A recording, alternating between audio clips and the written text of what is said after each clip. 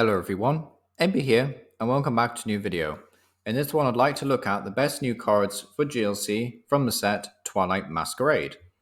So as with all these new videos that I do, I will be ranking each type and the new trainers. The ranking is of course a personal opinion, but the main point of these videos is always just to showcase the best new cards for each type. But either way, let me know what you think down below and how would you rank them differently.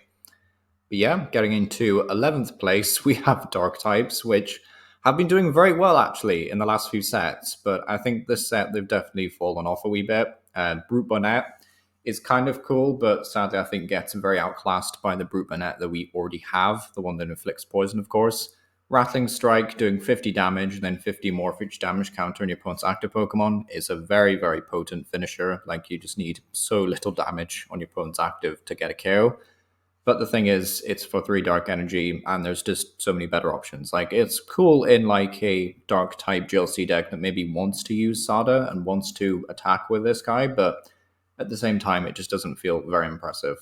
The Scolipede is likewise not that impressive, but very potent in a poison deck. So Unfair Game just shrinks your opponent's active until they have 10 HP left, and then you can get a 1-hit KO with the poison. So that's very, very potent, and definitely, I think, the best Scolipede that we have for GLC, potentially. So that's really cool. But the competition was pretty stiff this video. But yeah, Dark types definitely not doing super well this set.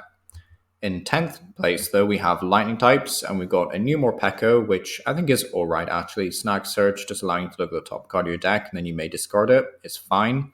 The attack is a bit too slow for GLC, I would say, in most instances, especially when there's just a lot of different lightning type energy support in the form of things like Mgenzone and Flaffy. However, it's still not the worst. This Zapdos, I think, just gets a wee bit outclassed by other Zapdos that exist in GLC. However, it's still not the worst one, so if you're kind of just looking at this from like the perspective of you're just getting into GLC, you're just opening new packs, and this isn't like the worst card to put in your lightning deck if you can't get a hold of other Zapdos, but I do think there's better options for Zapdos, which is a bit of a shame, but 190 is a lot of damage to be doing in GLC, so yeah, thought that was worth mentioning at the very least. In 9th place, though, we can look at fire types, which is where I think things start to get a wee bit interesting. We've got the new Chandelure and the Infernape. So this Chandelure has the ability Inviting Light, which I think is quite potent, just says each player draws a card. It is giving your opponent a bit of consistency to work with, but you get to draw a card, so it's quite nice. And then the Attack of Mind Ruler does 30 damage for each card in your opponent's hand. And it doesn't take much for this to start doing massive damage. Like, I know your opponent could play things like Marnie or Iono and stuff like that to shrink their own hand to get away from this, but at the same time, it's a fairly high modifier to actually be working with in GLC. So yeah, definitely think this card has at least some good potential and playability in GLC.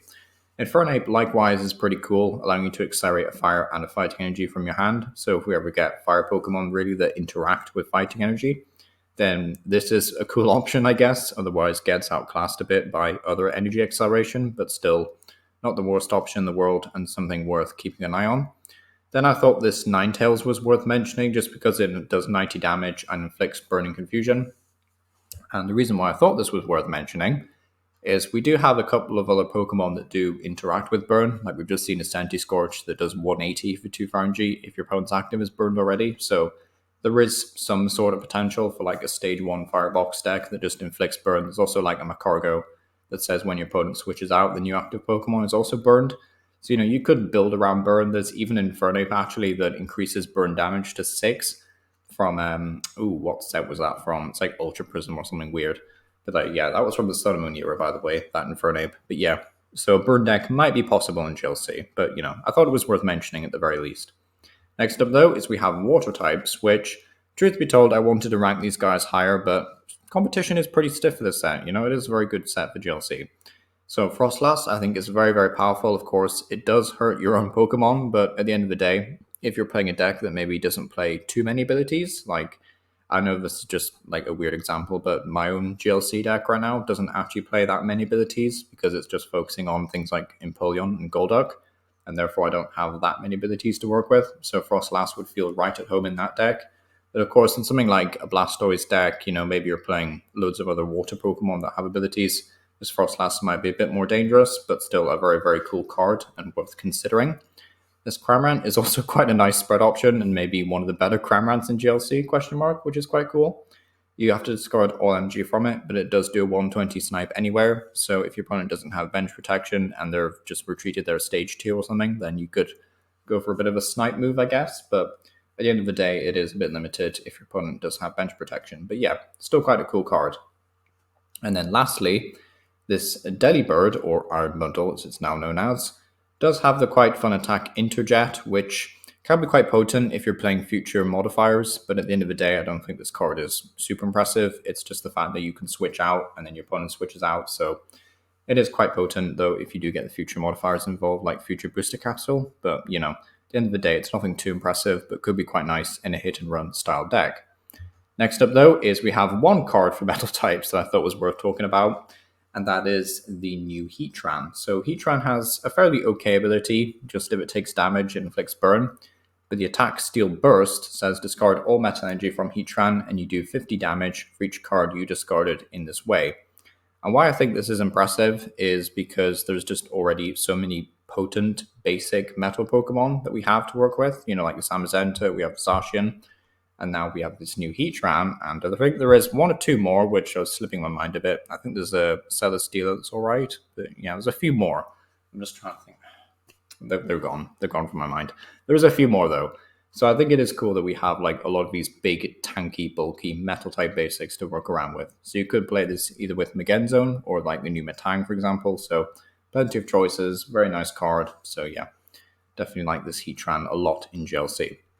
Next up, though, is we do have fighting types, which maybe should have been in 7th place just because of how good that Heatran really is, but I do like a lot of these cards, and it's really cool to see a lot of new options to play around with in GLC. The Ting-Lu being a spread option if you discard a stadium is quite nice. Okidogi has very powerful stats if you get a Dark Energy attached to it, which is a wee bit awkward in a type that doesn't have the best energy acceleration in the world, but I still thought it was worth mentioning. Conkeldurr, if it's affected by a special condition, which honestly, I'm not sure how we inflict special conditions in GLC fighting types. Maybe with like spicy seasoned curry might actually be the best way to do this, or like Team Yellhorn's cheer or something. Wait, is it Team Yellhorn? Yeah, it's like Yellhorn that inflicts confusion, but then you would be confused as well. But yeah, you do have to find a way of inflicting the special condition. But either way, Gutsy Swing doing 250 and costing no energy if it's inflicted by a special condition. So yeah, definitely a very potent attack if you can get it to work. But very, very funny attack actually as well if you get the seasoned curry off. But yeah, thought it was worth mentioning at least for Conkeldurr. Then we have Hawlucha, which I think is honestly pretty good. 50 damage, and if you have more parts cards remaining than your opponent, this attack does 90 more damage. This card to me just screams use counter energy for this. It's already an awkward type anyway, so like you have to play things like counter energy. So being able to just do like the 130 is, it's not like terribly great or anything, but I still think it's a bit admirable. So yeah, quite like this Hawlucha a fair bit, and 70 HP means you can find it with Buddy Poffin. So yeah, that's quite cool. But yeah, very nice Hawlucha. In 5th place, though, we have Psychic types, which seem to be doing very well in every new set for GLC. Farigiraf isn't the worst stage 1 to build around or include in your deck if you're playing other stage 1s like Xatu, for example, and the Spathra. But yeah, was it Mind Rumble? I thought it was Mind Rumble, but I guess it's translated as Mid Rumble. Does 40 damage for each stage 1 Pokemon you have in play. Not the worst in GLC, just because HP is, of course, significantly lower than standard, so quite a nice card. Then we have Monkey Dory, which says if it has a Dark Energy attached to it, you may move 3 damage counters from one of your Pokemon to one of your opponent's Pokemon, which is very, very potent in spread decks, but of course you do need to get that Dark Energy on Monkey Dory.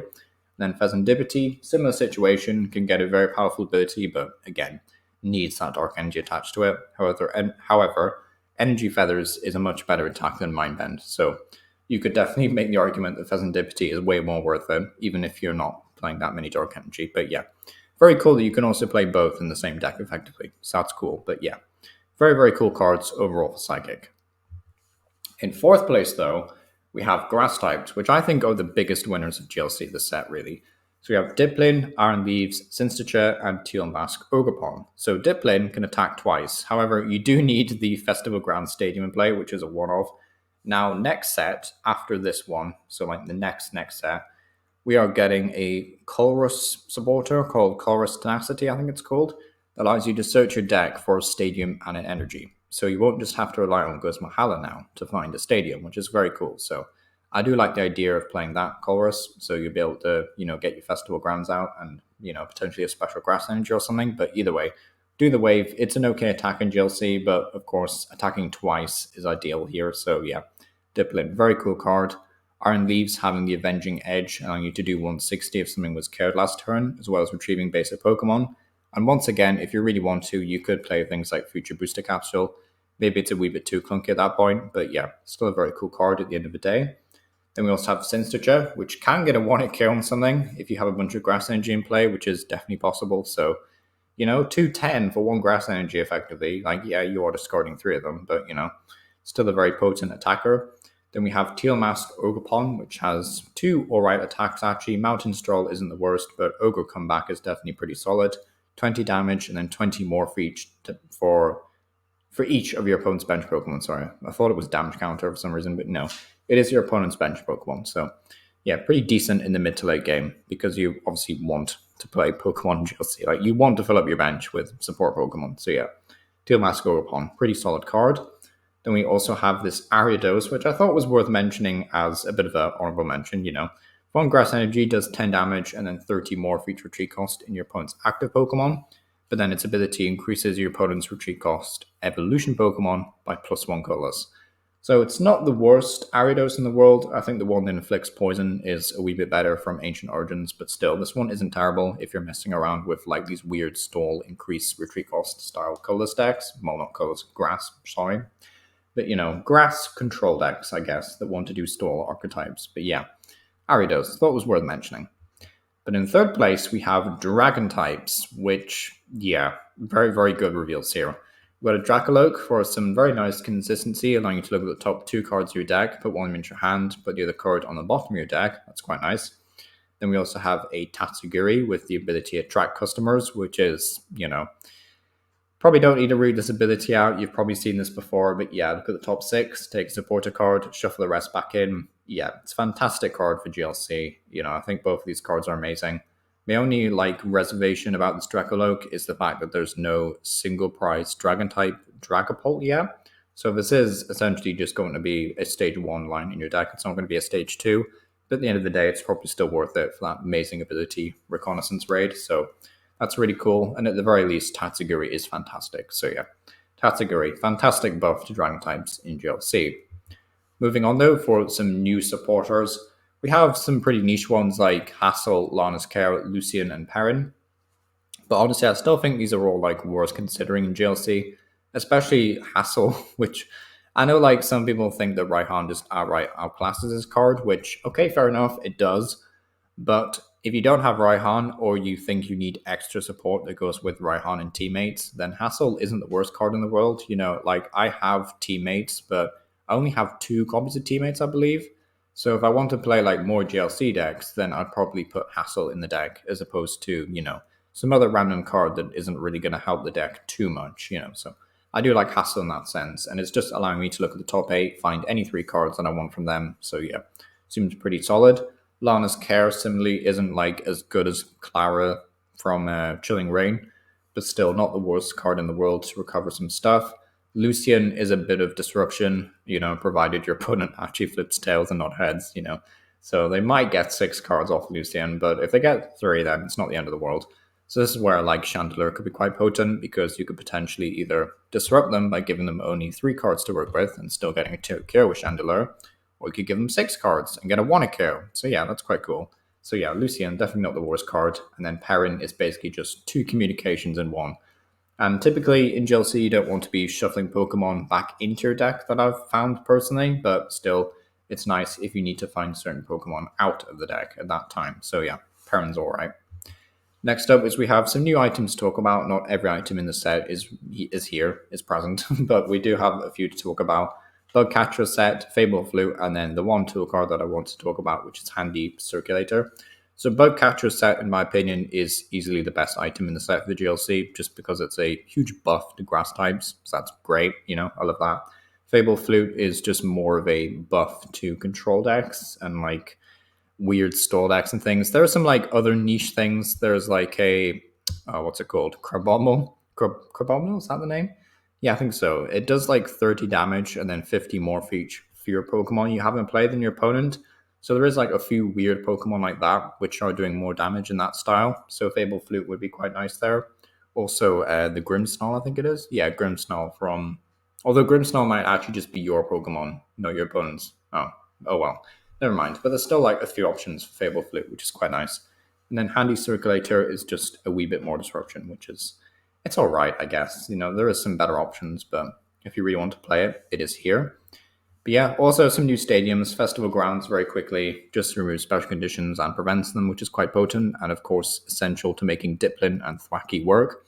And then Jamming Tower just turns off Pokemon tool cards, but you're a bit of a villain if you want to do that in GLC because there's so many fun tool cards to take advantage of. But yeah, Jamming Tower is there if you want to use it. But thanks for watching either way. Some overall thoughts on the set is that it is a pretty decent set for GLC, like especially Grass, Psychic, and of course Dragon, I think, are like huge winners. I know I've like not mentioned Dragon here as being feeling very words. Feeling very, very favored, but at the end of the day, I still think, Dragon is a huge winner, so that's cool. Some potential new spread options as well from Monkey Dory, Tinglu, and Frostlass, which is cool. I didn't really talk about Tinglu, but fighting type spread isn't really much of a thing outside of like the Hitmonchan. But yeah, Tinglu is still a very cool card. But as always, thank you for watching. It's been Empower. Let me know what you think down below. Sorry for that speech blur, whatever that was at the end. But yeah, thank you for watching. It's been Empower. And yeah, thank you for watching.